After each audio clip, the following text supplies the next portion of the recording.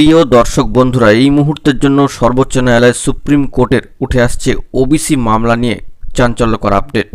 আসছে নয়া মোড়। অবশ্যই বিস্তারিত আলোচনা করছি। আর্জেন্ট ভিডিও আর্জেন্ট ভিত্তিতে আপনাদের জন্য ক্রিয়েট করতেই হচ্ছে। ভিডিওটিকে শেষ পর্যন্ত অতি অবশ্যই ওয়াচ করবেন। চ্যানেলটিকে এখনই সাবস্ক্রাইব করে নিয়ে সঙ্গে থাকবেন। চলুন কথাবার্তা না বাড়িয়ে আমরা মূল টপিকে ফোকাস করে এই আর্জেন্ট বিষয়টিকে জেনে নেওয়ার জন্য চেষ্টা করি। কার্যত সর্বোচ্চ ন্যায়ালয় সুপ্রিম কোর্টের একটি ব্রেকিং নিউজ ওবিসি মামলা নিয়ে এই মুহূর্তে দাঁড়িয়ে চাঞ্চল্যকর আপডেট কিন্তু উঠে আসছে।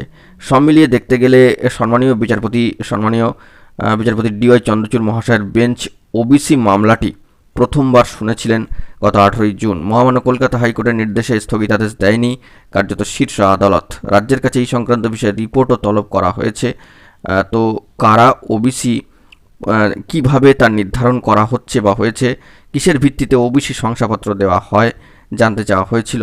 এরপর কিন্তু মামলার ক্ষেত্রে আর অগ্রগতি দেখা যায়নি। এটা একটা আশঙ্কের জায়গা যে বারবার সিরিয়ালি আসার ফলেও এবং মামলাটি উঠবার কথা থাকলেও কিন্তু উঠল না। কার্যত এর ফলে মামলা কিন্তু পিছিয়ে গেল অনেকটাই এবং দেখা যাচ্ছে নতুন সপ্তাহের গোড়াতেই এই মামলা কিন্তু আবারও রয়েছে। টেন্টেটিভলি কম্পিউটার জেনারেটেড একটা শিডিউল এসেছে। এটা আগামী সোমবার মঙ্গলবার নাগাদ কজ লিস্ট প্রকাশিত হলে সবটাই কিন্তু স্পষ্ট হবে। তো কার্যত মামলাটি বারবার পিছিয়ে যাচ্ছে এবং গত বৃহস্পতিবারও শীর্ষ আদালতে মামলাটির প্রসঙ্গ ওঠে।